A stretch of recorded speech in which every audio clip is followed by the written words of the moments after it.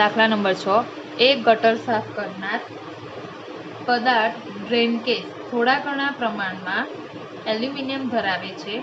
તે caustic soda સાથે પ્રક્રિયા કરી ડાયહાઇડ્રોજન વાયુ ઉત્પન્ન કરે છે. જો 0.15 ગ્રામ એલ્યુમિનિયમ પ્રક્રિયા કરે તો 20°C તાપમાને અને 1 બાર દબાણે ડાયહાઇડ્રોજન વાયુનું કદ કેટલું મળશે? અહીંયા સ્ટુડન્ટ આપણે ડાયહાઇડ્રોજન વાયુનું કદ શોધવાનું છે. એક ગટર સાફ કરનાર છે એ કયા પદાર્થનો ઉપયોગ કરે છે? Drain case. અને તેની અંદર થોડાક પ્રમાણમાં એલ્યુમિનિયમ રહેલો છે. એટલે એલ્યુમિનિયમ એને કોની સાથે પ્રક્રિયા કરે છે? કોસ્ટિક સોડા સાથે.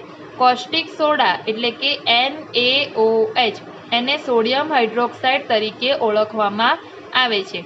તેમજ આ જે એલ્યુમિનિયમ છે એ કોસ્ટિક સોડાના જલીય દ્રાવણ સાથે પ્રક્રિયા કરે છે, એટલે NaOH પ્લસ H2O. તો એલ્યુમિનિયમ એ કોસ્ટિક સોડાના જલીય દ્રાવણ સાથે પ્રક્રિયા કરે તો આપણને સોડિયમ એલ્યુમિનેટ મળે છે અને ડાયહાઇડ્રોજન વાયુ ઉત્પન્ન થાય છે. એટલે કોસ્ટિક સોડા સાથે એલ્યુમિનિયમની પ્રક્રિયા કરવામાં આવે તો સોડિયમ એલ્યુમિનેટ બને અને ડાયહાઇડ્રોજન વાયુ ઉત્પન્ન થાય.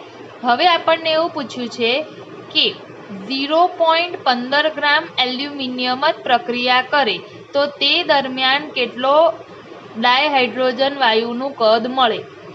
હવે અહીંયા જો એલ્યુમિનિયમનું પરમાણ્વીય દળ 27 ગ્રામ. ઓકે, હવે આપણે પહેલા રાસાયણિક સમીકરણ જે છે એને સંતુલિત કર્યું તો અહીંયા 2 મોલ એલ્યુમિનિયમ છે એટલે 27 ગ્રામ ગુણ્યા 2 ગ્રામ એટલે 54 ગ્રામ આવશે. હવે અહીંયા જુઓ 54 ગ્રામ એલ્યુમિનિયમ હોય તો 3 મોલ હાઇડ્રોજન વાયુ ઉત્પન્ન થાય છે. પણ આપણને રકમમાં એવું કીધું છે કે 0.15 ગ્રામ એલ્યુમિનિયમ જ પ્રક્રિયા કરે છે. એટલે 0.15 ગ્રામ એલ્યુમિનિયમ હોય તો કેટલો ડાયહાઇડ્રોજન વાયુ ઉત્પન્ન થશે? ઓકે સ્ટુડન્ટ, હવે અહીંયા જુઓ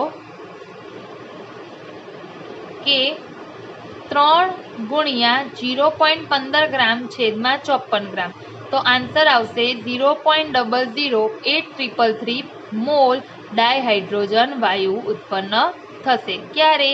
જ્યારે રાસાયણિક પ્રક્રિયા થાય એલ્યુમિનિયમ અને કોસ્ટિક સોડા વચ્ચે 0.15 ગ્રામ એલ્યુમિનિયમ અને કોસ્ટિક સોડા વચ્ચે રાસાયણિક પ્રક્રિયા થાય તે દરમિયાન 0.00833 મોલ ડાયહાઇડ્રોજન વાયુ ઉત્પન્ન થશે.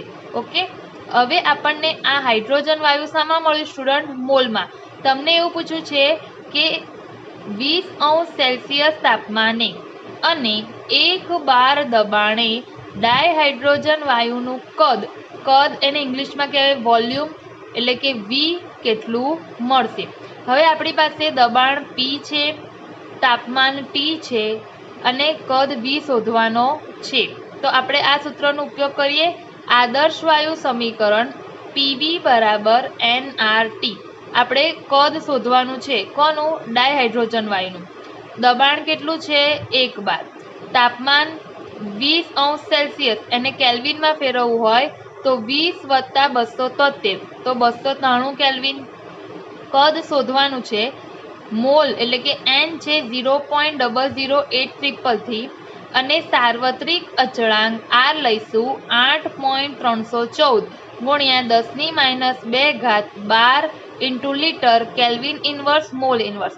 સ્ટુડન્ટ, તમારે સાર્વત્રિક અચળાંક આરમાં કઈ કિંમત લેવાની એમાં તમે ઘણી બધી વખત કન્ફ્યુઝ થશો.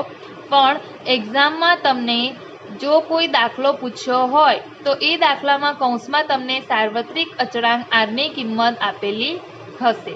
ઓકે, પણ છતાં પણ તમારે અમુક આરની કિંમત આ જે 8.314 ગુણ્યા 10⁻² છે એટલે પ્રેશર દબાણ બારમાં હોય, કદ લીટરમાં હોય, તાપમાન કેલ્વિનમાં હોય ત્યારે આપણે હંમેશા સાર્વત્રિક અચળાંક આરની કિંમત 8.314 ગુણ્યા 10⁻² લેવાની રહેશે.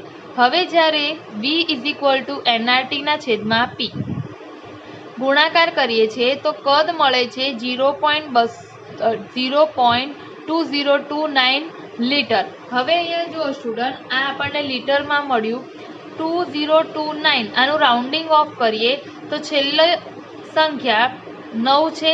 ઓકે, એટલે 5 થી મોટા છે એટલે આગળની સંખ્યામાં 1 ઉમેરાશે તો અહીંયા આપણે લખી શકીએ 0.203 લીટર.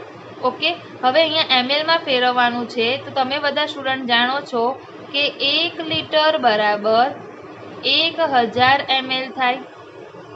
ઓકે, તો અહીંયા 0.203 લીટર છે તો કેટલા ml થશે સ્ટુડન્ટ?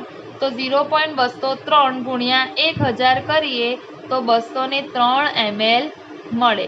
એટલે આપણે એવું કહી શકીએ કે જો 0.15 ગ્રામ એલ્યુમિનિયમ પ્રક્રિયા કરે તો 20°C તાપમાને અને 1 બાર દબાણે ડાયહાઇડ્રોજન વાયુ કેટલો ઉત્પન્ન થશે? 203 ml જેટલો મળશે.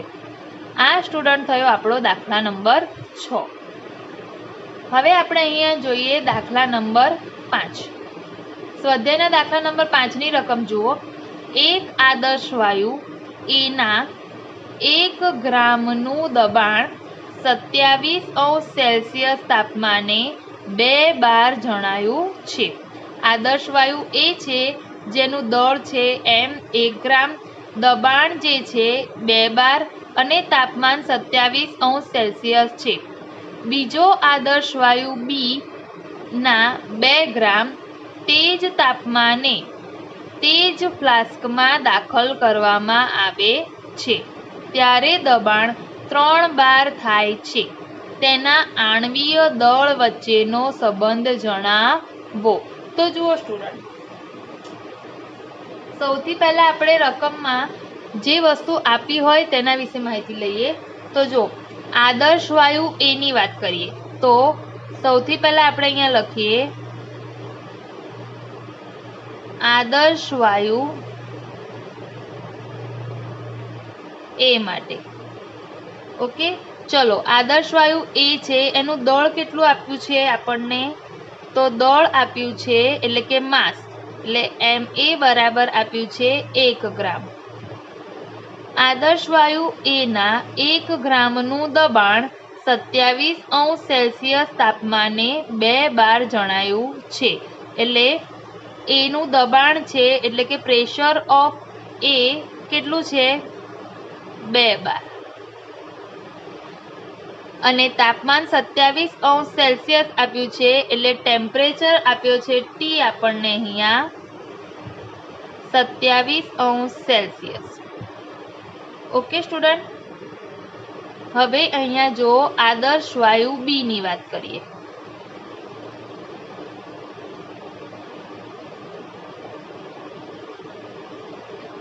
આદર્શ વાયુ બી ની વાત કરીએ તો આદર્શ વાયુ બી ના 2 ગ્રામ એટલે દળ આપ્યું છે માસ ઓફ બી 2 ગ્રામ. હવે તે જ તાપમાને એટલે કે આદર્શ વાયુ બી નું તાપમાન પણ એ જ છે એટલે ટેમ્પરેચર ઓફ બી કેટલું? એ પણ 27°C.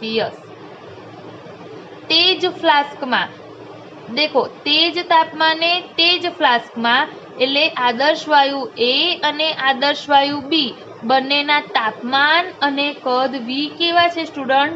સમાન છે. ઓકે, અને દબાણ શું કહે છે કે તે જ ફ્લાસ્કમાં દાખલ કરવામાં આવે છે ત્યારે 3 બાર થાય છે. એનો અર્થ શું થશે સ્ટુડન્ટ કે એક જ ફ્લાસ્ક છે, એ જ ફ્લાસ્કમાં શું કરવામાં આવે છે તો કે એ જ ફ્લાસ્કમાં જો અહીંયા સમજાવું,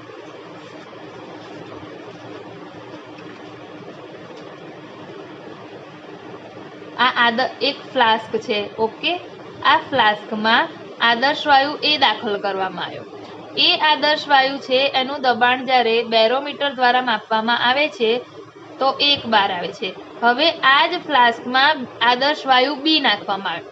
આદર્શ વાયુ બી નાખવામાં આવે ત્યારે બેરોમીટરમાં દબાણ આપણું મપાય છે 3 બાર. તો એનો અર્થ શું થયો સ્ટુડન્ટ? એનો અર્થ શું થયો? સોરી, એનો છે 2 બાર. આદર્શ વાયુ બી નાખવામાં આવે છે ત્યારે બેરોમીટરમાં કુલ દબાણ મપાય છે 3 બાર. તો તો બી નું દબાણ કેટલું થાય? તો કુલ દબાણ 3 બાર અને એ નું દબાણ 2 બાર, તો બી નું દબાણ આવશે 3 બાર માઇનસ 2 બાર એટલે કે 1 બાર. એટલે આદર્શ વાયુ બી એટલે કે પ્રેશર ઓફ બી કેટલું આવે સ્ટુડન્ટ? તો પ્રેશર ઓફ બી આવશે કુલ દબાણ 3 માઇનસ એ નું દબાણ 2 બરાબર 1 બાર. ઓકે, હવે અહીંયા કદ શું છે સ્ટુડન્ટ? સમાન છે. તો હવે અહીંયા જુઓ, આપણે એવું લખી શકીએ કે અહીં એક જ ફ્લાસ્કમાં આદર્શ વાયુ એ અને બી સમાન તાપમાને દાખલ કરવામાં આવ્યા છે.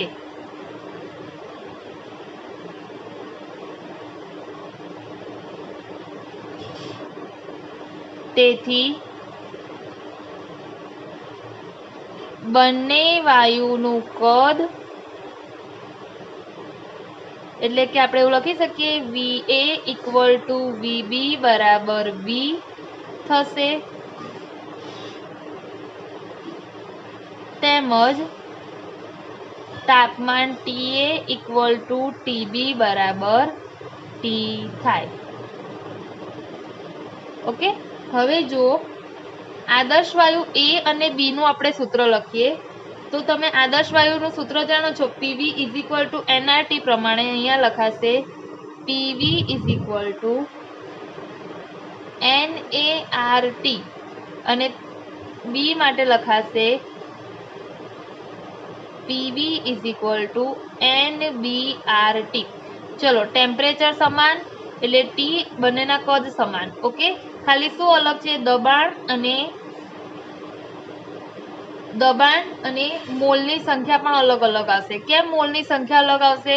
કારણ કે બંનેના દળ અલગ છે. કેવી રીતે? તો જુઓ સ્ટુડન્ટ, આપણે બધા જ જાણીએ છીએ મોલ n બરાબર શું થાય? તો m દળના છેદમાં આણ્વીય દળ, એટલે અહીંયા એવું લખી શકાય ma ના છેદમાં માસ ઓફ A અને molecular weight of A RT,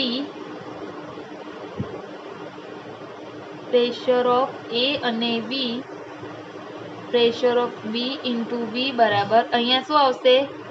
MB ના છેદમાં એટલે કે માસ ઓફ B ના છેદમાં molecular weight of B into RT. Okay, અહીંયા સૂત્ર આપીએ, સૂત્ર નંબર 1, સમીકરણ નંબર 2. હવે અહીંયા જો સમીકરણ નંબર 1 અને સમીકરણ નંબર આપણને અહીંયા 2 મળ્યા છે. અહીંયા શું પૂછ્યું છે? બંનેના આણ્વીય દળ વચ્ચેનો સંબંધ જણાવો. એટલે A અને B ના આણ્વીય દળ વચ્ચેનો સંબંધ આપણે જણાવવાનો છે. જ્યારે તમને બે વાયુઓનો વચ્ચેનો કોઈ પણ સંબંધ પૂછે તો આપણે શું કરવાનું? તો જો અહીંયા RT અને કદ B સમાન છે.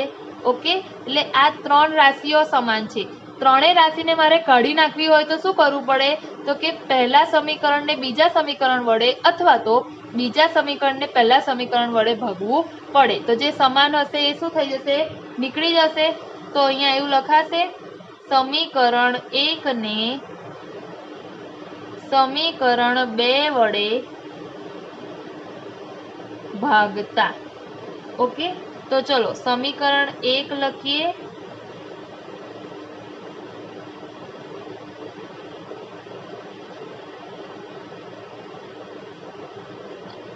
અને સમીકરણ 2 લખીએ.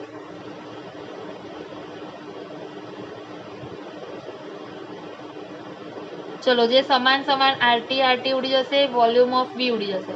શું રહેશે હવે? PA ના છેદમાં પ્રેશર ઓફ B બરાબર માસ of A into molecular weight of B છેદમાં molecular weight of A into mass of B.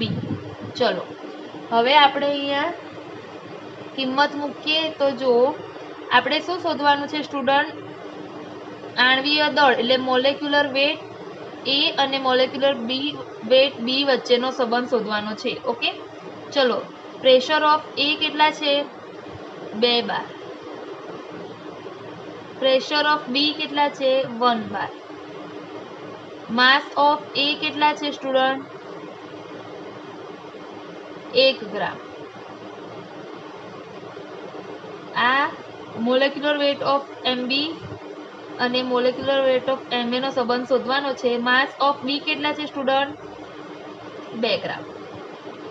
ચલો ઓકે, ચલો હવે આપણે અહીંયા બાર બાર એકમ ઉડી જશે, ગ્રામ ગ્રામ એકમ ઉડી જશે.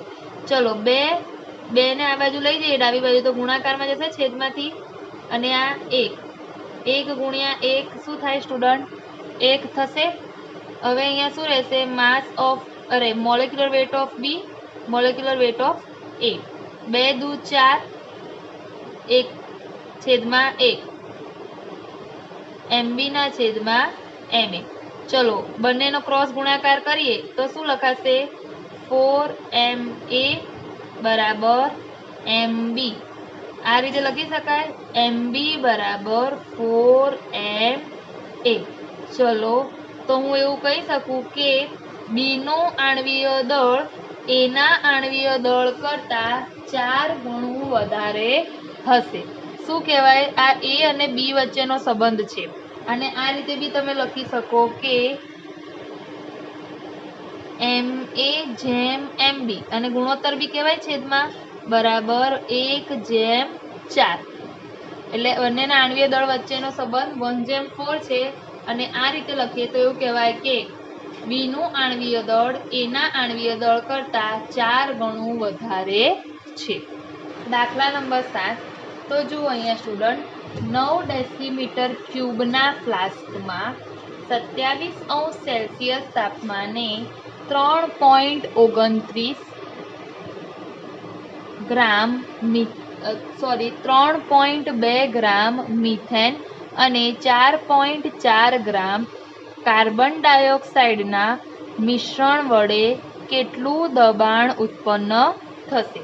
જો આપણે કુલ દબાણવાળી વાત કરી હતી કે એક જ ફ્લાસ્ક છે એની અંદર 2 વાયુઓ ભરેલા છે અને બંને વાયુઓ જે છે એ બંને વાયુઓના દળ કેવા છે જુદા જુદા, તાપમાન સરખું, અને એક જ ફ્લાસ્ક છે એટલે કદ પણ કેવું આવશે સરખું. એટલે એક જ પાત્રમાં 2 જુદા જુદા વાયુઓ ભરેલા છે અને આ જુદા જુદા વાયુઓનું કુલ દબાણ પૂછ્યું છે. એટલે કે પાત્રમાં ભરેલા જે બંને વાયુઓ મિશ્ર કરેલા છે એ મિશ્રણ પામેલા વાયુનું કુલ દબાણ આપણને અહીંયા પૂછવામાં આવ્યું છે.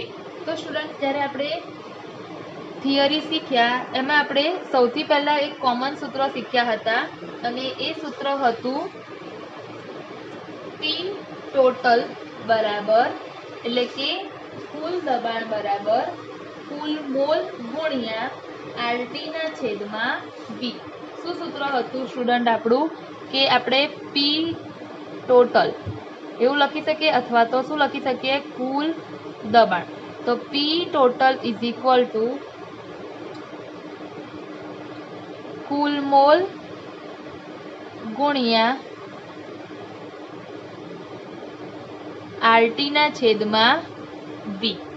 ઓકે, આ સૂત્ર આપણે યાદ રાખવાનું જ્યારે તમારે આખા પાત્રમાં રહેલા બધા જ વાયુઓનું કુલ દબાણ શોધવું હોય તો. હવે આપણી પાસે અહીંયા મોલ નથી સ્ટુડન્ટ, R અચળાંક છે, તાપમાન છે અને કદ બી છે, મોલ નથી. પણ મોલની જગ્યાએ આપણી પાસે શું છે સ્ટુડન્ટ, અહીંયા દળ આપેલું છે. જો અને અહીંયા તમને કૌંસમાં પરમાણ્વીય દળ પણ આપેલા છે. દળ આપેલું છે અને પરમાણ્વીય દળ આપેલું છે તો આપણે મોલ શોધી શકીએ છીએ. તો જુઓ કેવી રીતે આપણે મોલ શોધીશું સ્ટુડન્ટ, તો સૌથી પહેલા આપણે મિથેનના મોલ શોધીએ. તો મિથેન એટલે CH4, તો CH4 ના મોલ.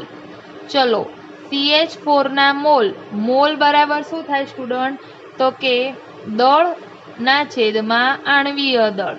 ચલો દળ કેટલું આપ્યું છે અહીંયા આપણને મિથેનનું 3.2 ગ્રામ છેદમાં આણ્વીય દળ કેટલું આપ્યું છે તો મિથેન એટલે CH4. ચલો કાર્બનનો પરમાણ્વીય દળ 12, હાઇડ્રોજનનો પરમાણ્વીય દળ 1 તો 12 4 હાઇડ્રોજન છે એટલે 12 ને 12 + 4 કેટલો આવશે? મિથેનનો આણ્વીય દળ 16। હવે તો તમને આવડી જવું જોઈએ, પહેલા ચેપ્ટરમાં આપણે આણ્વીય દળ શોધતા શીખી ગયા છે। પરમાણ્વીય દળનો સરવાળો એટલે આણ્વીય દળ 3.2 / 16 કરીશ તો આપણને 0.2 મોલ મળશે। આ મળ્યા મિથેનના મોલ। હવે આપણે કાર્બન ડાયોક્સાઇડના મોલ શોધીએ। ચલો, કાર્બન ડાયોક્સાઇડના મોલ બરાબર શું આવશે? ફરીથી દળના છેદમાં આણ્વીય દળ। ચલો, કાર્બન ડાયોક્સાઇડનું દળ કેટલું આપ્યું છે સ્ટુડન્ટ? અહીંયા 4.4 ગ્રામ। ઓકે, કાર્બન ડાયોક્સાઇડનું દળ 4.4 ગ્રામ। આણ્વીય દળ કાર્બનનું પરમાણ્વીય દળ 12, એક ઓક્સિજનનું પરમાણ્વીય દળ 16, બે ઓક્સિજનનું 32, તો 32 + 16 તો કાર્બન ડાયોક્સાઇડનું કુલ આણ્વીય દળ કેટલું થાય સ્ટુડન્ટ? 44। ઓકે, તો કાર્બન ડાયોક્સાઇડના મોલ મળશે 0.1 મોલ। ચલો, મોલ આપણને મળી ગયા। હવે બંને વાયુને મિશ્ર કરવામાં આવ્યા એટલે બંને વાયુના કુલ મોલ આપણે લખી દઈએ તો બંને વાયુ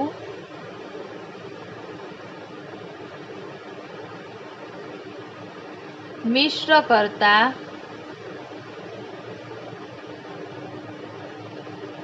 મિશ્રણના કુલ મોલ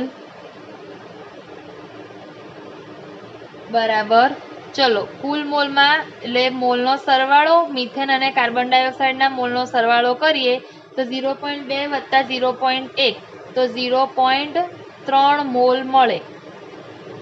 તો ફ્લાસ્કમાં રહેલા બંને વાયુઓને મિશ્ર કરવામાં આવે તો બંને વાયુના કુલ મોલ કેટલા આવે સ્ટુડન્ટ? 0.3 મોલ। ચલો, હવે આપણે કયા સૂત્રનો ઉપયોગ કરવાનો છે? P ટોટલ બરાબર કુલ મોલ ગુણ્યા RT ના છેદમાં V। અહીંયા તમને તાપમાન શામાં આપ્યું છે? 27°C। તાપમાન કેટલું આપ્યું છે સ્ટુડન્ટ? 27°C। તો આપણે પહેલા ટેમ્પરેચરને કેલ્વિનમાં ફેરવી દઈએ તો જ્યાં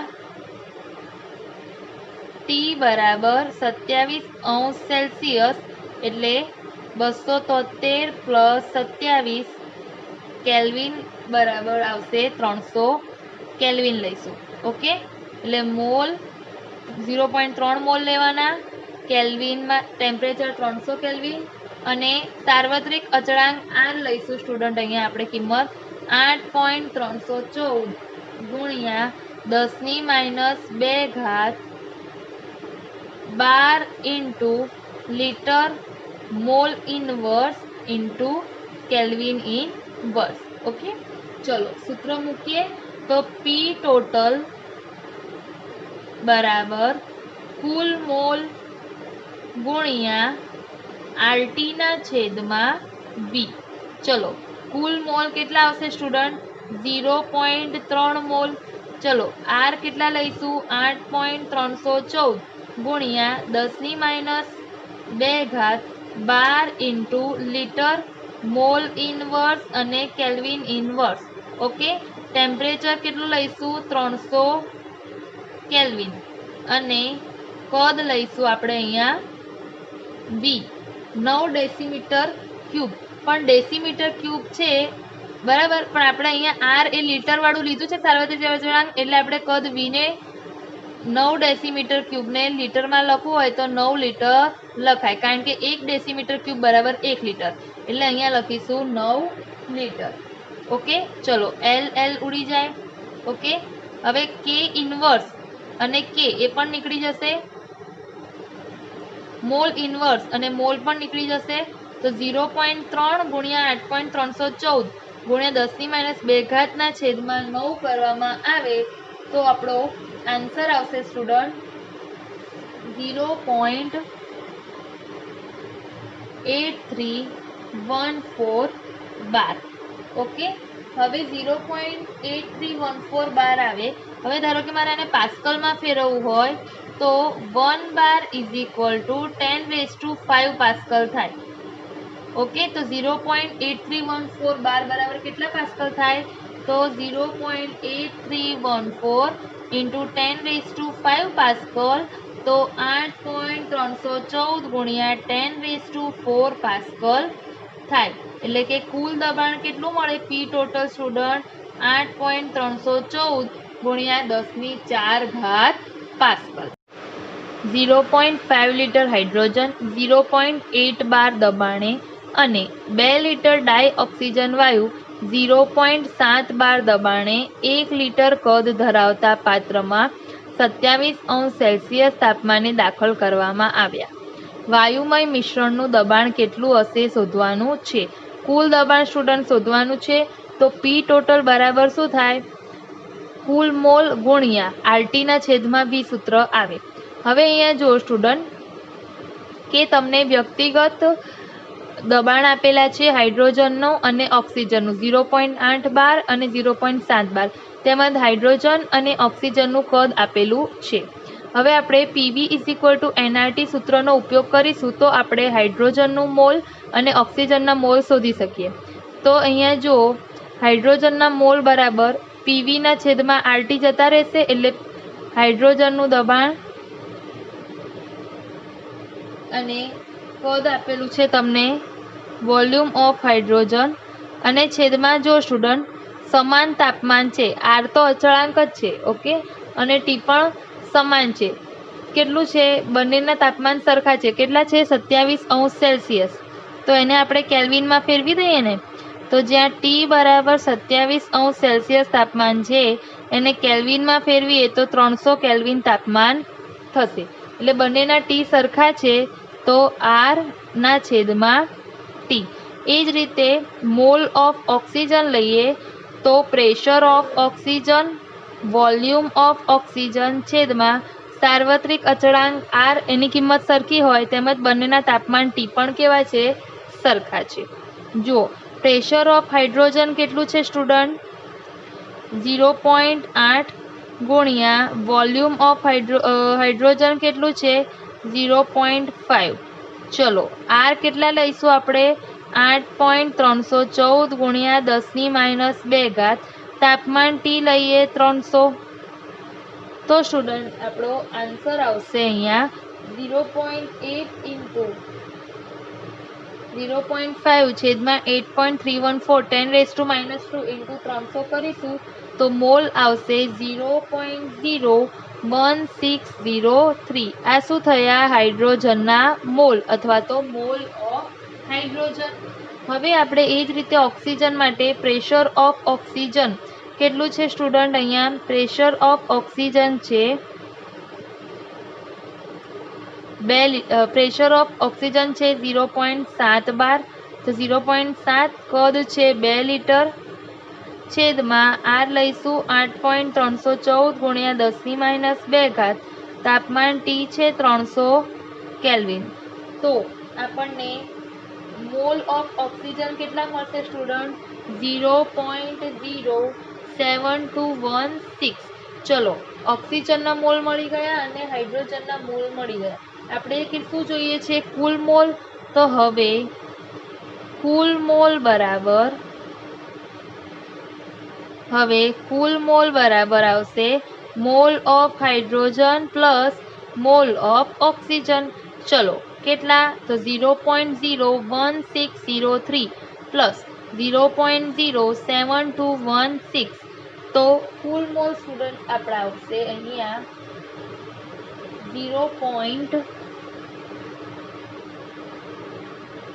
મોલ ઓફ ઓક્સિજન મળે છે 0.0561. તો અહીંયા 0.0561 સરવાળો આપણા કુલ મોલ મળશે 0.07216. ઓકે કુલ મોલ મળી ગયા. હવે સૂત્ર મૂકી દઈએ પી ટોટલ બરાબર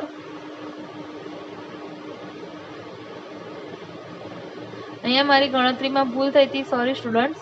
અહીંયા ઓક્સિજનના મોલ આવશે 0.0561 અને કુલ મોલ આવશે 0.07216. ઓકે પી ટોટલ બરાબર આવશે કુલ મોલ ગુણ્યા આરટી ના છેદમાં વી.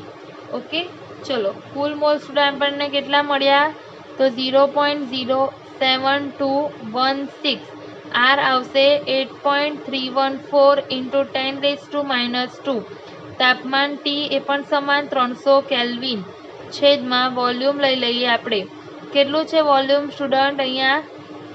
તો કે બંને વાયુઓને આપણે 1 લિટરના ફ્લાસ્ક કદ ધરાવતા પાત્રમાં નાખવાના છે। ઓકે, એટલે વોલ્યુમ લઈ લઈએ 1।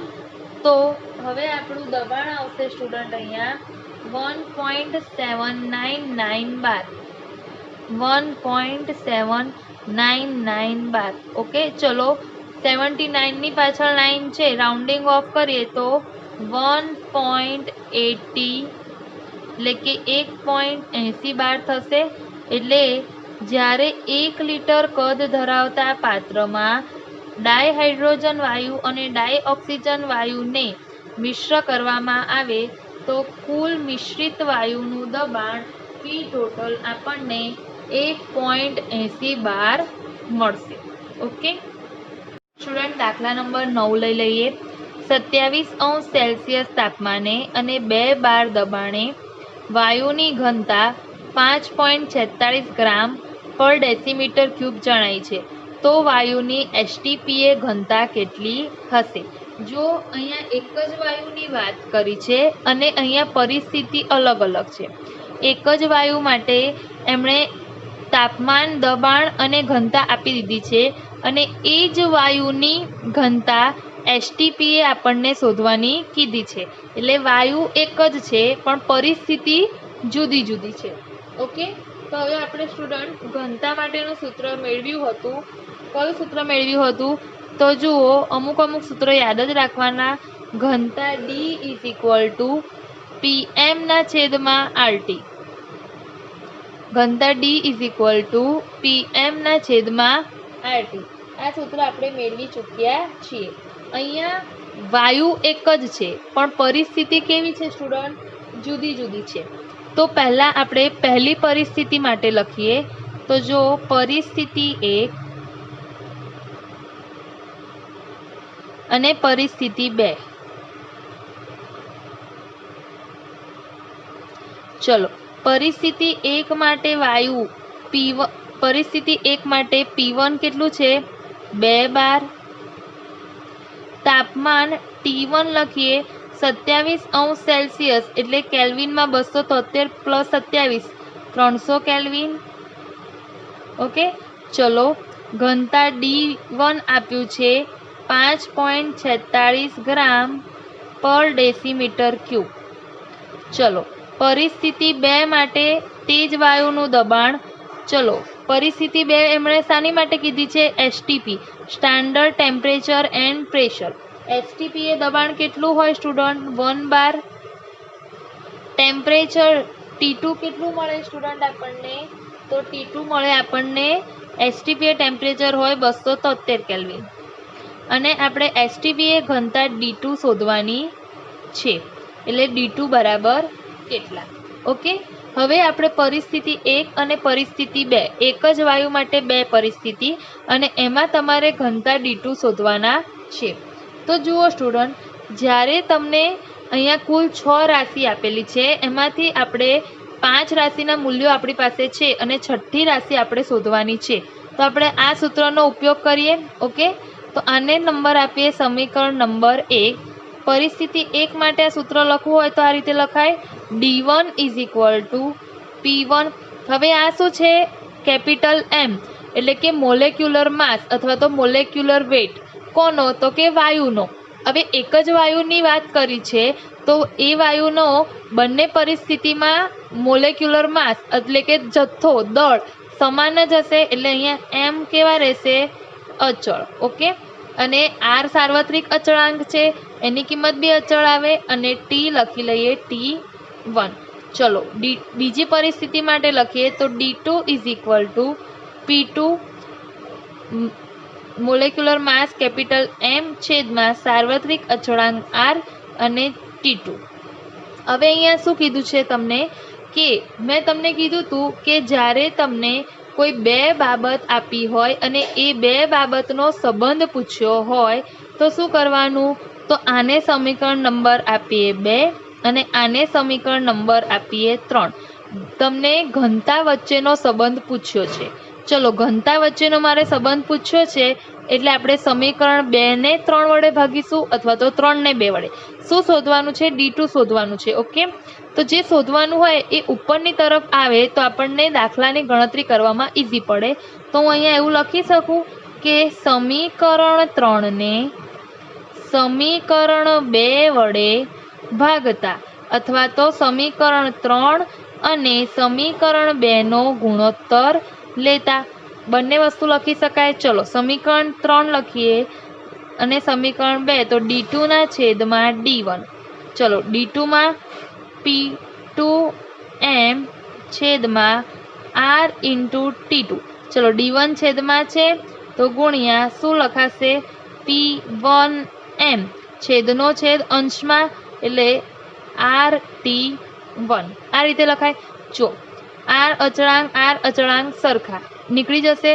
બંને એક જ વાયુની વાત છે એટલે માસ પણ કેવો? મોલેક્યુલર માસ અથવા તો મોલેક્યુલર વેટ કેપિટલ M સરખા એ પણ નીકળી જશે. તો હવે આપણી પાસે શું રહ્યું? D2 ના છેદમાં D1 બરાબર P2 ઇન્ટુ T1 છેદમાં T2 ઇન્ટુ P1. ચલો, શું શોધવાનું છે? D2 શોધવાનું છે. તો આવું લખી શકાય કે D2 બરાબર P2 ઇન્ટુ T1. D1 સામે જતા રહેશે ગુણાકારમાં ઇન્ટુ D1 છેદમાં T2 ઇન્ટુ P1. ચલો, બીજી પરિસ્થિતિમાં દબાણ છે 1. ટેમ્પરેચર પહેલી પરિસ્થિતિમાં છે 300. ઘનતા છે પહેલી પરિસ્થિતિમાં 5.46. એસટીપી પરિસ્થિતિ એટલે કે બીજી પરિસ્થિતિમાં છે તાપમાન 273 અને પહેલી પરિસ્થિતિમાં દબાણ છે 2.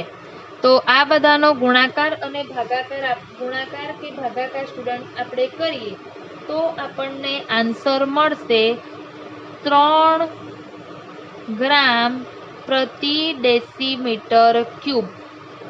એટલે એસટીપી એ આ વાયુની એસટીપી પરિસ્થિતિમાં આપેલ વાયુની જે ઘનતા હશે એ કેટલી હશે? 3 ગ્રામ પ્રતિ ડેસીમીટર ક્યુબ હશે. ઓકે, એટલે એક જ વાયુ માટેની આ બે પરિસ્થિતિ હોય તો આ રીતે બંને પરિસ્થિતિની સરખામણી કરવાની.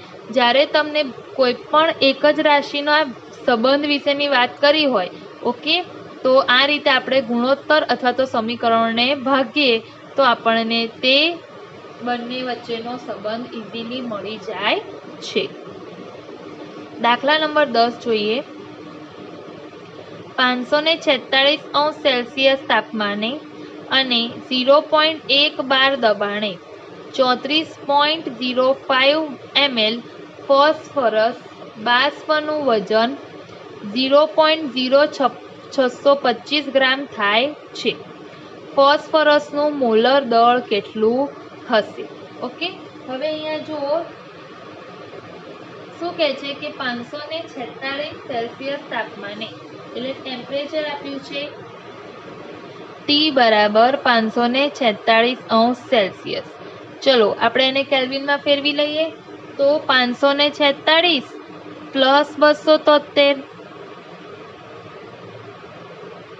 તો કેલ્વિનમાં આપણને કેટલા મળશે student?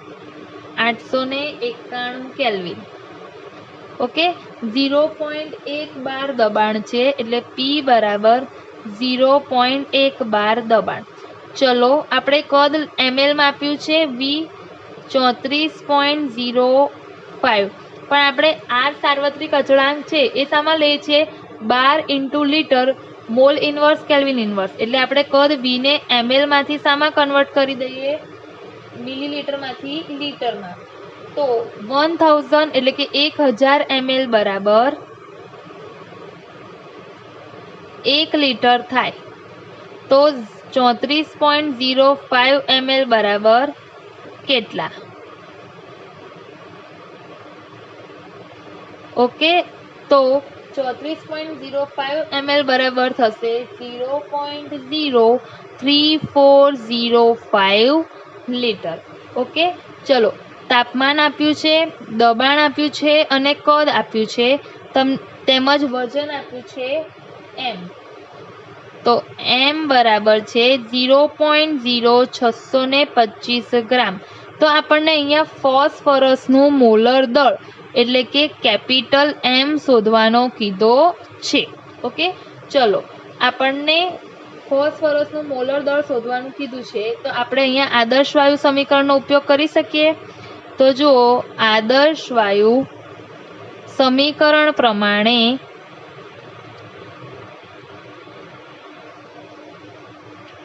PV is equal to nRT. ચલો, n મોલ એની જગ્યાએ અહીંયા આપણને દળ અને મોલેક્યુલર માસની વાત કરી છે, એટલે કે સ્મોલ m ના છેદમાં capital M into RT. PV બરાબર, ચલો તમને કેપિટલ M શોધવાનો સ્ટુડન્ટ અહીંયા કીધો છે, તેથી કેપિટલ M ને આપણે કરતા બનાવી દઈએ તો સ્મોલ m ઇન્ટુ RT ના છેદમાં PV થઈ જશે. ચલો કિંમત મૂકી દઈએ. સ્મોલ m 0.0625 ગ્રામ. સાર્વત્રિક અચળાંક R લઈ લઈએ 8.314 ગુણ્યા 10⁻². ટેમ્પરેચર T લઈએ 891 કેલ્વિન. દબાણ P લઈએ 0.1 અને કદ V લીટરમાં લઈએ 0.03405 લીટર. તો આપણો આન્સર આવશે સ્ટુડન્ટ, પહેલા ઉપરના ગુણાકાર કરીશું તો 425.57 ગુણ્યા 10⁻² છેદમાં 0.03405. ઓકે, તો એનો છેદ ઉડાઈશું તો આન્સર આવશે 1 એટલે કે 1249 1249.83 ગ્રામ મોલ ઇનવર્સ. એટલે કે ફોસ્ફરસ જે છે એ ફોસ્ફરસનો મોલેક્યુલર માસ કેટલો હશે? તો 1249 ઇન્ટુ 83 ગ્રામ પર મોલ. ઓકે સ્ટુડન્ટ્સ, આ થયો આપણો દાખલા નંબર 10. દાખલા નંબર 11. એક વિદ્યાર્થી ગોળ તળિયાવાળા ચંબુમાં 27°C તાપમાને પ્રક્રિયા મિશ્રણ ઉમેરવાનું ભૂલી જાય છે, પરંતુ તેણે ફ્લાસ્કને જ્યોત ઉપર મૂક્યો. એના થોડા સમય બાદ તેને તેની ભૂલનું જ્ઞાન આવ્યું અને પાયરોમીટરની મદદથી તેણે તે ફ્લાસ્કનું તાપમાન માપ્યું. તો તે સમયે તાપમાન 477°C જણાયું. તો હવાનો કેટલો ભાગ અથવા તો કેટલો અંશ તેમાંથી બહાર નીકળી ગયો હશે? એટલે જો સ્ટુડન્ટ, એક ચંબુ છે બરાબર, એમાં એ 27°C તાપમાન થાય ને ત્યારે મિશ્રણ ઉમેરવાનું હોય છે અને ભૂલી જાય છે. ઓકે, એટલે આપણે એવું લખી શકીએ કે 27°C એટલે કે 300 કેલ્વિન તાપમાને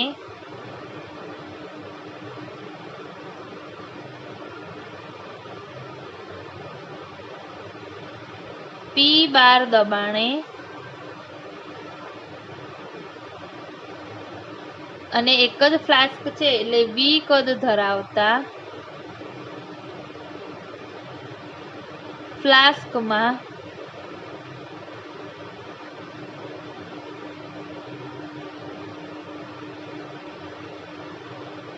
વાયુના એટલે કે હવાના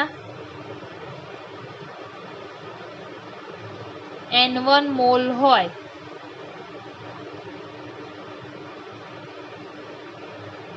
તો આપણે આદર્શ વાયુ સમીકરણ પ્રમાણે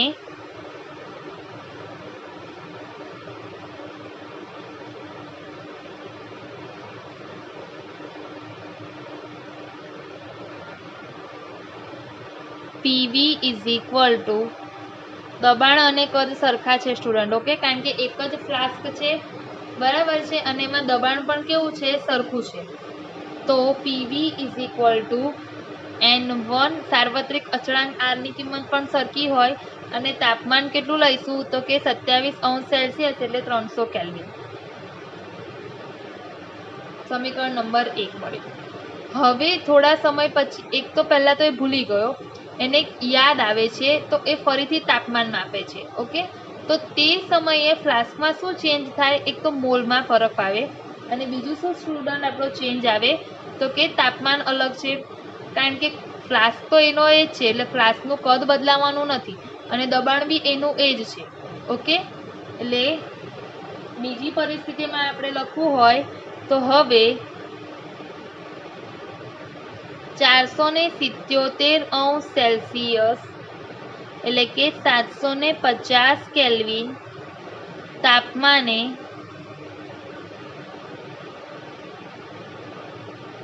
મોલ N2 થતા હોય તો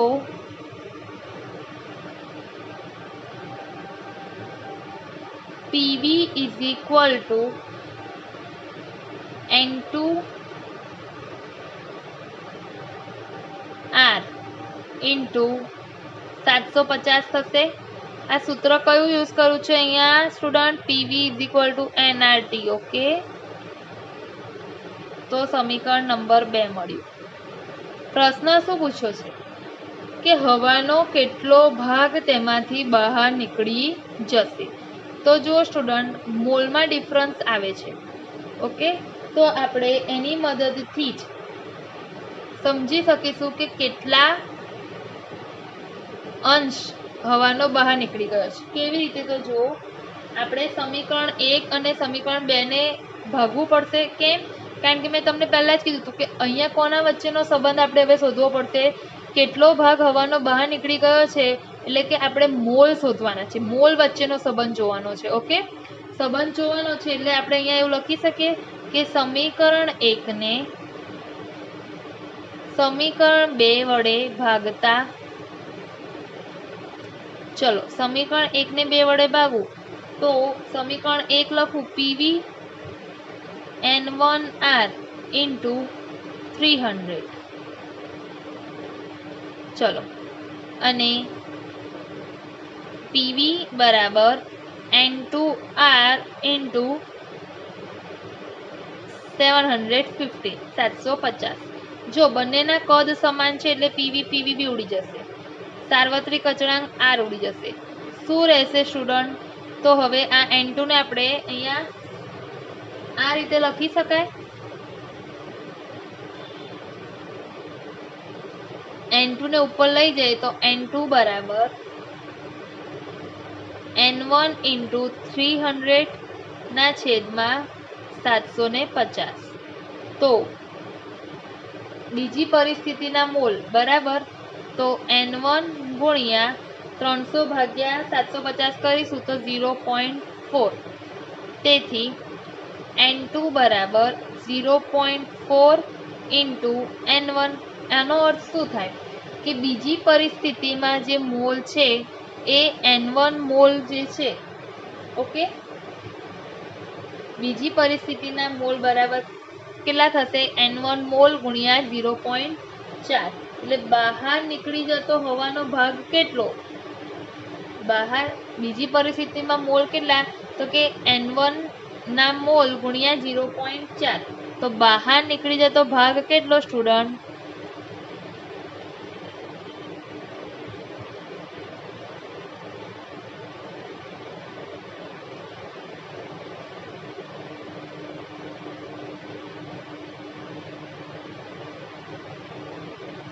બીજી પરિસ્થિતિમાં મોલ કેટલા છે? તો 0.4 ગુણ્યા N1 જેટલા છે. તો બહાર નીકળતો ભાગ આવશે હવાનો 1 માંથી 0.4 એટલે કે 0.6 જેટલો ભાગ બહાર નીકળે. ટકામાં જો જોઈએ તો 0.6 ગુણ્યા 100 એટલે 60% જેટલો વાયુ અથવા તો હવાનો ભાગ સ્ટુડન્ટ શું થાય? બહાર નીકળી જાય.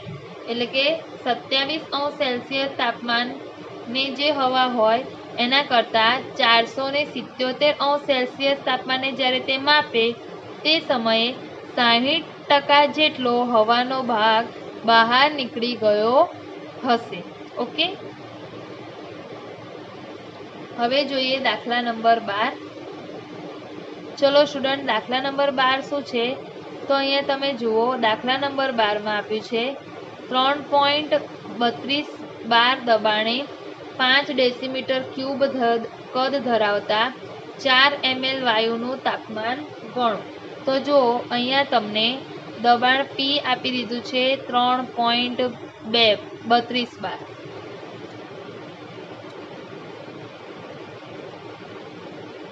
કદ V આપ્યું છે 5 ડેસીમીટર ક્યુબ, એને આપણે લીટરમાં ફેરવી દઈએ। 5 લીટર લખાય કારણ કે 1 decimetre cube is equal to 1 litre. ચલો, અને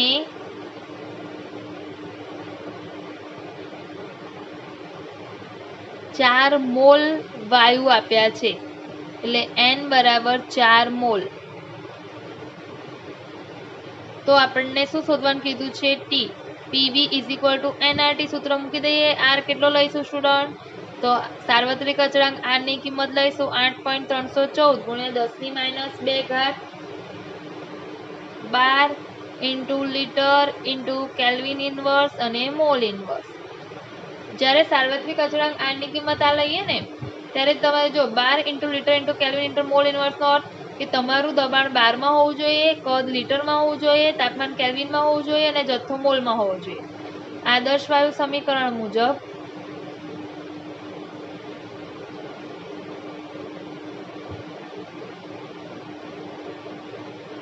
આદર્શ વાયુ સમીકરણ મુજબ PV is equal to nRT।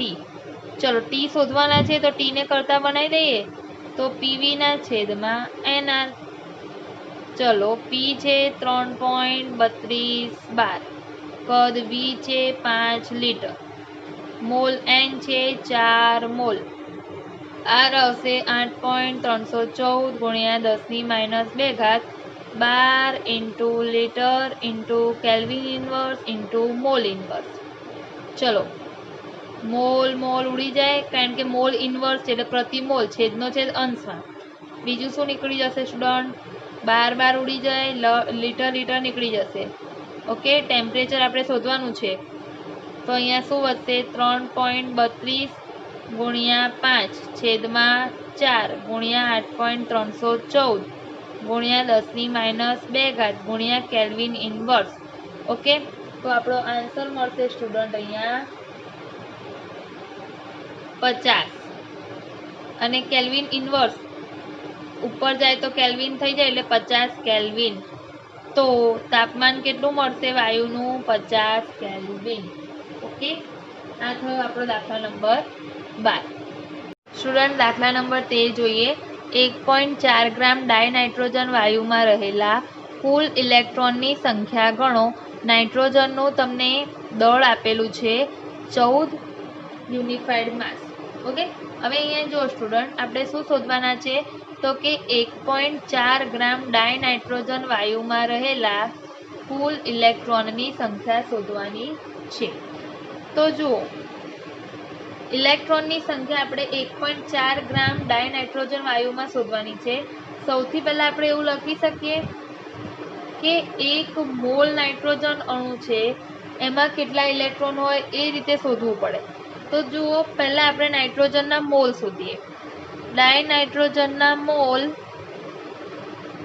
બરાબર આવશે દળના છેદમાં આણ્વીય દળ। જો દળ કેટલું છે તો કે 1.4 ગ્રામ, ડાયનાઇટ્રોજનનું આણ્વીય દળ કેટલું આવશે? 28, કારણ કે એક નાઇટ્રોજન પરમાણુનું પરમાણ્વીય દળ 14, તો ડાયનાઇટ્રોજન એટલે 2 નાઇટ્રોજન પરમાણુ થયા તો 28, તો મોલ આવશે 0.05 મોલ। પહેલા આપણે ઇલેક્ટ્રોનની સંખ્યા શોધવા માટે નાઇટ્રોજનની અણુઓની સંખ્યા શોધવી પડશે। ઓકે, તો આપણે એવું લખી શકીએ કે 1 મોલ નાઇટ્રોજન અણુ હોય એમાં 6.022 ઇન્ટુ 10⁻23 નાઇટ્રોજનના અણુ હોય। 1 મોલમાં 6.022 ઇન્ટુ 10⁻23 નાઇટ્રોજન અણુ હોય।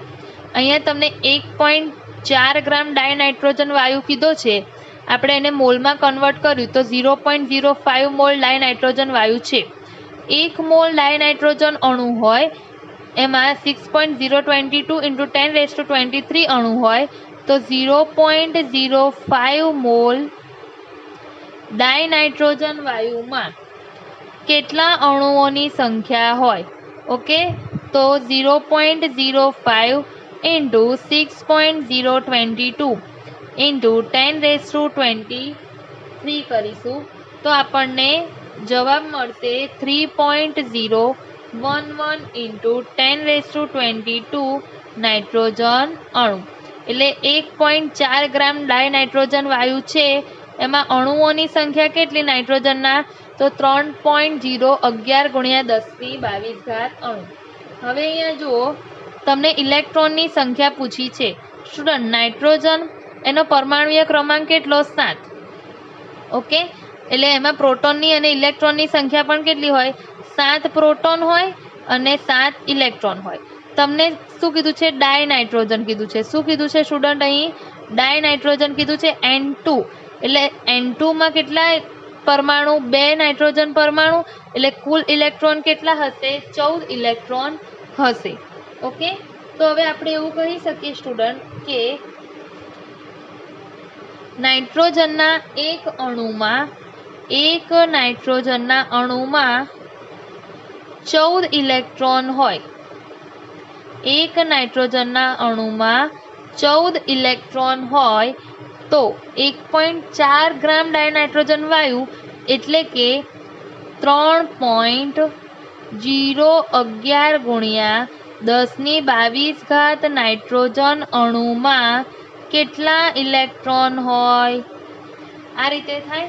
તો હવે ગુણાકાર કરીએ તો 3.011 × 10⁻22 × 14/1. તો આન્સર સ્ટુડન્ટ આપણો આવશે 42.154 × 10⁻22 ઇલેક્ટ્રોન. વૈજ્ઞાનિક સંકેત પદ્ધતિનો ઉપયોગ કરીએ તો 4.2154 × 10⁻23 ઇલેક્ટ્રોન હોય. તો 1.4 ગ્રામ ડાય નાઇટ્રોજન વાયુમાં રહેલા ઇલેક્ટ્રોનની સંખ્યા કેટલી? 4.2154 × 10⁻23. જો ઇલેક્ટ્રોનની સંખ્યા શોધવી હતી તો આપણને ખબર છે કે એક પરમાણુમાં 7 ઇલેક્ટ્રોન હોય. ડાય નાઇટ્રોજન કીધું છે એટલે એક નાઇટ્રોજન અણુમાં 14 ઇલેક્ટ્રોન હોય. 1.4 ગ્રામ ડાય નાઇટ્રોજન કીધું છે એટલે પહેલા મારે 1.4 ગ્રામમાં કેટલા નાઇટ્રોજન અણુઓ છે એ શોધવું પડે. કેવી રીતે ખબર પડે? તો કે મોલ ઉપરથી અણુઓની સંખ્યા મળી જાય. એટલા માટે પહેલા મોલ શોધ્યા તો 0.05 મોલ મળ્યા. એક મોલમાં 6.022 × 10⁻23 નાઇટ્રોજનના અણુ હોય. 0.05 મોલમાં કેટલા? તો આન્સર આવ્યો 3.011 × 10⁻22 નાઇટ્રોજનના અણુ. હવે એક અણુમાં 14 ઇલેક્ટ્રોન નાઇટ્રોજનના, તો 3.011 × 10⁻22 નાઇટ્રોજનના અણુમાં કેટલા ઇલેક્ટ્રોન? તો આન્સર મળે છે 4.2154 × 10⁻23 ઇલેક્ટ્રોન. એટલે આન્સર શું આવે કે 1.4 ગ્રામ ડાય નાઇટ્રોજન વાયુમાં રહેલા કુલ ઇલેક્ટ્રોનની સંખ્યા 4.2 × 10⁻23 ઇલેક્ટ્રોન હોય. આ થયો દાખલા નંબર 13. હવે આપણે જોઈએ સ્ટુડન્ટ દાખલા નંબર 14. જુઓ શું કહે છે.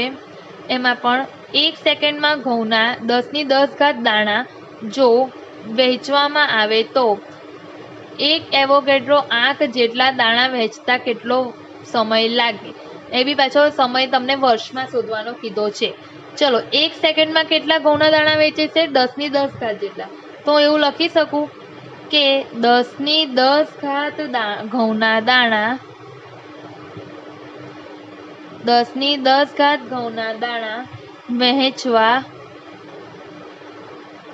માટે લાગતો સમય કેટલો સ્ટુડન્ટ? 1 સેકન્ડ છે. ઓકે, આપણને કેટલો કીધું છે? 1 એવોગેડ્રો આંક જેટલા દાણા વેચવાના છે. 1 એવોગેડ્રો આંક એટલે 6.022 × 10⁻23 ઘઉંના દાણા વહેંચવા માટે લાગતો સમય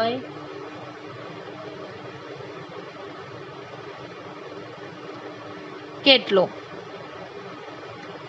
ઓકે, તો ગુણાકાર કરીએ ક્રોસમાં 6.022 into 10⁻23 into 1 છેદમાં 10⁻10.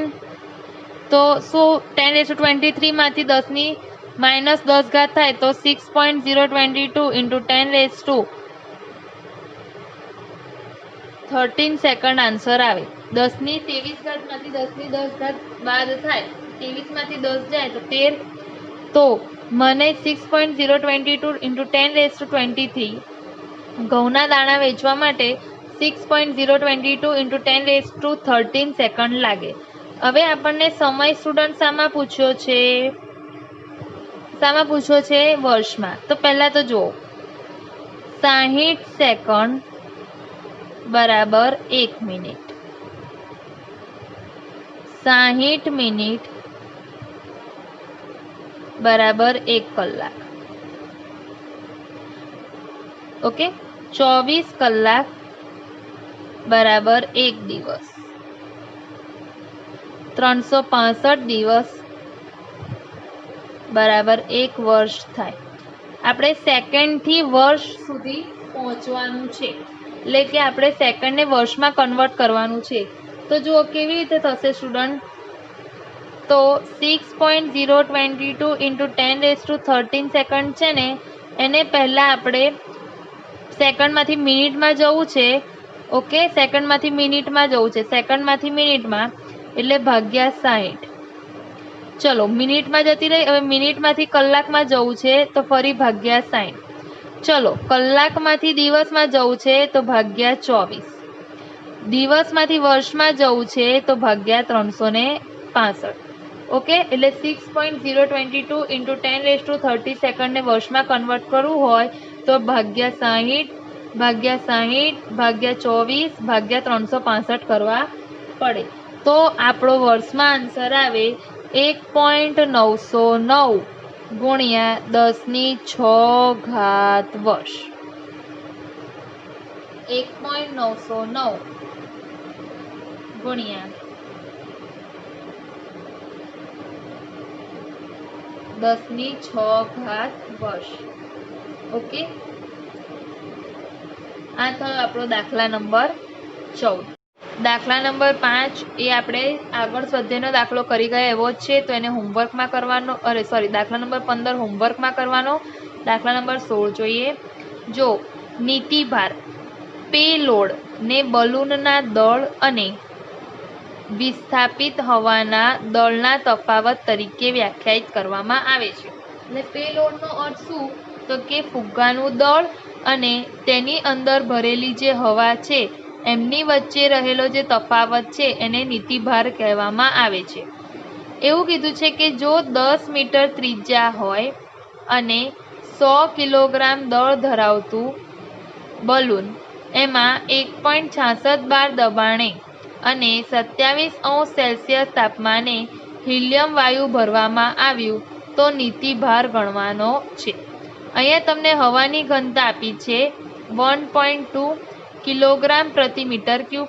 આર આપ્યો છે. અહીંયા જો આર આપણને 0.083 બાર કીધો છે, કારણ કે કદ ડેસીમીટર ક્યુબમાં છે. ઓકે, તથા હિલિયમનું આણ્વીય દળ આપેલું છે 4 યુનિફાઈડ માસ. નીતિભાર ગણવાનો છે. એમાં નીતિભાર માટે શું કીધું કે બલૂનના દળ અને વિસ્થાપિત હવાના દળનો તફાવત. એટલે એના ઉપરથી આપણે સૌથી પહેલાં શું વિચારવાનું કે મારે બલૂનનું દળ શોધવાનું છે અને વિસ્થાપિત હવાનું દળ શોધવાનું છે. જુઓ હવે, સૌથી પહેલાં અહીંયા તમને હવાની ઘનતા આપી છે. ઓકે, દળ શોધવાનું છે. અને તો વિસ્થાપિત હવાનું દળ શોધવાનું છે, હવાની ઘનતા આપેલી છે. તો એના સિવાય આપણે પહેલાં શું શોધવું પડે? તમે જાણો છો કે ઘનતા = દળના છેદમાં કદ થાય. હવે મારી પાસે કદ નથી, પણ અહીંયા જો સ્ટુડન્ટ તમને બલૂનની ત્રિજ્યા આર અને બરાબર બલૂનની ત્રિજ્યા આર આપી છે, ત્રિજ્યા આપેલી છે એટલે કદ શોધી શકાય. તો અહીંયા હું આ રીતે લખી શકું. જુઓ સ્ટુડન્ટ, સ્ટેપ બાય સ્ટેપ જવાનું છે. નીતિભાર શોધવા માટે પહેલાં વિસ્થાપિત દળ હવાનું દળ અને બલૂનનું દળ શોધવું પડે. હવે અહીંયા આપણને હવાનું દળ શોધવું છે. હવાની ઘનતા આપી છે અને ત્રિજ્યા આપી છે તમને. ત્રિજ્યા ઉપરથી આપણને કદ મળી જાય અને ઘનતા આપેલી છે એના ઉપરથી આપણે શું શોધી શકીએ? હવાનું દળ. તો જુઓ, બલૂનનું કદ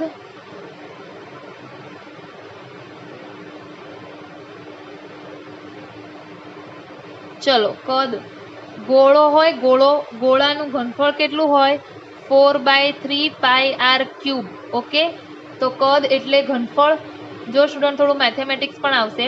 બલૂનનું કદ, બલૂન એટલે ગોળો થઈ ગયો, હવા ભરેલો ગોળો, એનું ઘનફળ કેટલું હોય? 4/3πr³. ચલો 4/3. પાઈની કિંમત 3.14. ત્રિજ્યા આપી છે 10 મીટર એટલે કે 10^3. ઓકે, તો આપણને બલૂનનું કદ મળી જશે 4186.7 મીટર ક્યુબ.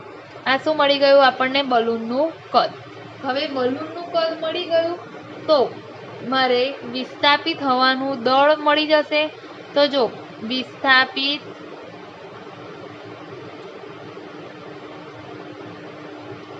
હવાનું દળ બરાબર શું આવશે? તો કે વિસ્થાપિત હવાનું દળ કોના દ્વારા થાય વિસ્થાપન? તો કે વિસ્થાપિત હવાના કદ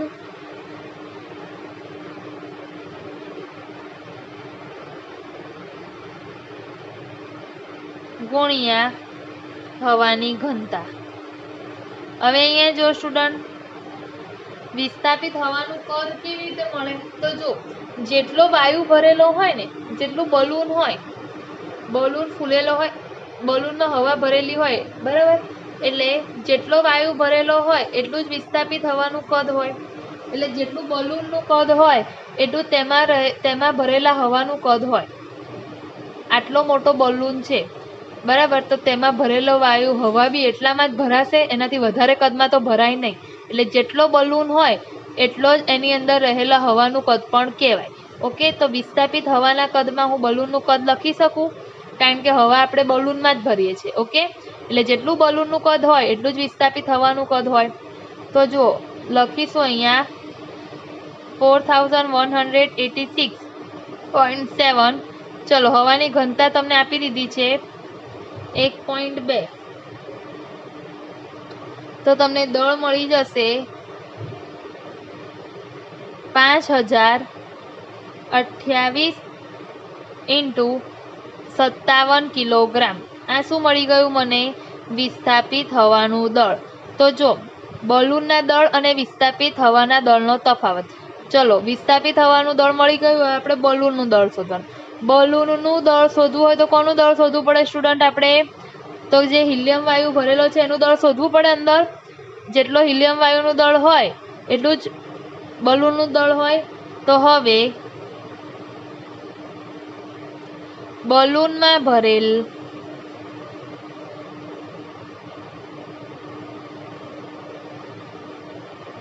હિલિયમ વાયુનું દળ.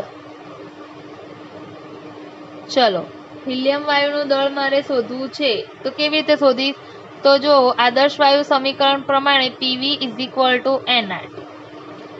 જો અહીંયા આપણને તાપમાન આપ્યું છે, દબાણ આપ્યું છે. ઓકે, હિલિયમનું તાપમાન, દબાણ આપેલું છે અને દળ આપેલું છે 100 કિલોગ્રામ. PV = nRT. બીજું સૂત્ર બને PV = M/M × RT. મારે હિલિયમ વાયુનું દળ શોધવું છે. કેવી રીતે ખબર પડી? તો કે જો હિલિયમ વાયુનું તમને દબાણ આપેલું છે, કદ આપેલું છે, મોલેક્યુલર માસ આપેલો છે, R આપેલું છે અને તાપમાન T આપેલું છે, એના ઉપરથી આપણે ઇઝીલી હિલિયમ વાયુનું દળ શોધી શકીએ છીએ. ચલો સ્મોલ m ને કરતા બનાવી દઈએ હિલિયમ વાયુનું દળ m, તો શું થઈ જશે? PVM/RT. ઓકે, ચલો દબાણ કેટલું છે સ્ટુડન્ટ? 1.66. ચલો કદ કેટલું છે? હિલિયમ વાયુનું કદ સ્ટુડન્ટ કેટલું આવશે અહીંયા? તો જુઓ હિલિયમ વાયુનું કદ આપણે લખીશું આજ 4186 16.7 મીટર ક્યુબ છે।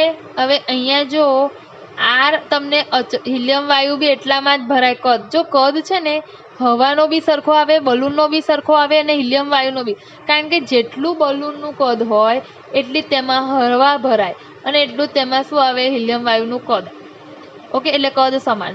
જો મીટર ક્યુબમાં આપણે કદ લીધું છે, કદ શોધ્યું, પણ અહીંયા આર આપણને જો 0.083 બાર into decimetre cube into kelvin inverse mall inverse આપેલું છે। એટલે કદ બી આપણે અહીંયા સાર્વત્રિક અચળાંક આર જો ડેસીમીટર ક્યુબમાં લેતા હોય બરાબર, તો કદને વીને બી આપણે ડેસીમીટર ક્યુબમાં ફેરવવું પડે। તો અહીંયા મીટર ક્યુબમાં છે ને ડેસીમીટર ક્યુબમાં ફેરવવું હોય તો 4186.7 ગુણ્યા 10⁻³ ડેસીમીટર ક્યુબ આવી રીતે લખાય ઇન્ટુ કેપિટલ M4। ચલો, સાર્વત્રિક અચળાંકની કિંમત લખી છે 0.083, તાપમાન T 27°C, કેલ્વિનમાં ફેરવી દો સ્ટુડન્ટ, 300 કેલ્વિન થઈ જાય।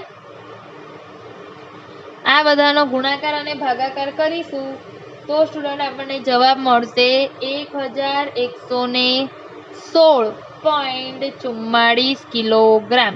તો આ થયું હિલિયમ વાયુનું દળ। ચલો, હિલિયમ વાયુનું દળ મળી ગયું મને અને વિસ્થાપિત હવાનું દળ મળી ગયું। હવે આપણે બલૂનમાં ભરેલું કુલ દળ મેળવીએ।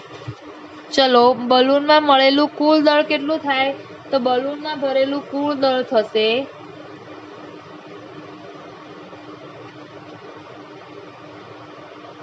ચલો બલૂનમાં શું શું ભરેલું છે, તો કે એક હિલિયમ વાયુ ભરેલો છે અને એક બલૂનનું દળ। બલૂનનું કુલ દળ બરાબર બલૂનનું પોતાનું દળ વત્તા બલૂનમાં ભરેલ હિલિયમ વાયુનું દળ।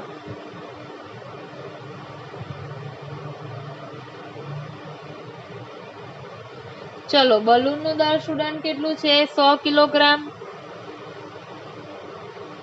બલૂનમાં ભરેલ હિલિયમ વાયુનું દળ મળી ગયું 1116.44 કિલોગ્રામ। બલૂનમાં ભરેલ કુલ દળ આવશે 1216.44 કિલોગ્રામ। બલૂનનું દળ વત્તા બલૂનમાં ભરેલ વાયુનું દળ એટલે કે બલૂનમાં ભરેલું કુલ દળ। ચલો, નીતિભાર કોને કીધું હમણાં સ્ટુડન્ટ, તો કે નીતિભાર બરાબર વિસ્થાપિત હવાનું દળ માઇનસ બલૂનનું દળ, એટલે કે બલૂનમાં ભરેલ કુલ દળ બરાબર। ચલો, વિસ્થાપિત હવાનું દળ આવશે 5028.57 માઇનસ બલૂનમાં ભરેલ કુલ દળ 1216.44। તો નીતિભાર આવશે 3812.13 કિલોગ્રામ। ઓકે, આ થયો આપણો દાખલા નંબર 16। દાખલા નંબર 17, એમાં પણ જો 31.1°C તાપમાને અને 1 બાર દબાણે 8.8 ગ્રામ કાર્બન ડાયોક્સાઇડ વાયુ માટે રોકાયેલ કદ V શોધવાનો છે। ઓકે સ્ટુડન્ટ, એટલે અહીંયા પણ આદર્શ વાયુ સમીકરણનો ઉપયોગ કરશો તો તમને કદ V મળી જશે। ટેમ્પરેચર T સેલ્સિયસ છે ને કેલ્વિનમાં ફેરવી દેવાનું, દબાણ P આપેલું છે અને દળ M આપેલું છે। ઓકે,